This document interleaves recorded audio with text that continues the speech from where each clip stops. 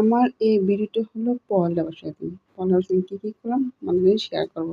বাচ্চাদের সামনে পরীক্ষা, এর জন্য অনেক ছিলাম ব্যস্ত, তাই ভিডিও শেয়ার করতে পারিনি। তো আসো দেখি কী করলাম।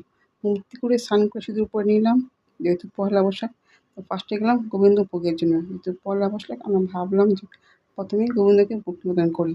গোবিন্দের জন্য তৈরি করলাম লুচি আর মালপোয়া, সেটা আমি তৈরি করছি। আর আমার শাশুড়ি তৈরি করছে হলো পায়েস। যেহেতু আমি পায়েসটা নিতে পারবো না, কারণ আমার অন্ন দেওয়া বারণ।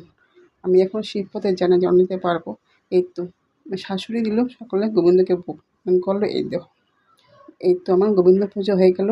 তারপর আমরা চলে গেলাম দুপুরের কাজে, রান্না বান্না অনেক পদ হয়েছে, সেটা করলাম। বিকালে গেলাম একটু ঘোরার জন্য, গেলাম পতেঙ্গায়। গেলাম যেতে 6টা বেজে গেছে। তো যাওয়ার পর দেখি সূর্যাস্ত চলে গেছে অন্ধকার। তো ছেলে একটু আনন্দ করলো, ঘোরাঘুরি করলাম। এই তো মজা করলো, অনেক মজা করলাম আমার 2 ছেলে। অনেক দিন পরে গেলাম পতেঙ্গায়। এই দেখো পতেঙ্গার সৌন্দর্য এই জিনিসটাই। এত সুন্দর লাগছে। আমরা একটু খেলাম ঝালমুড়ি। ঝালমুড়িটা এত ঝাল, বোম্বাই মরিচে বানাইছে, কিন্তু এত ঝাল খাই আমি খেতেই পারি না, এত ঝাল ছিল বোম্বাই মরিচটা। এটাই ছিল আমার পহেলা বৈশাখের দিন।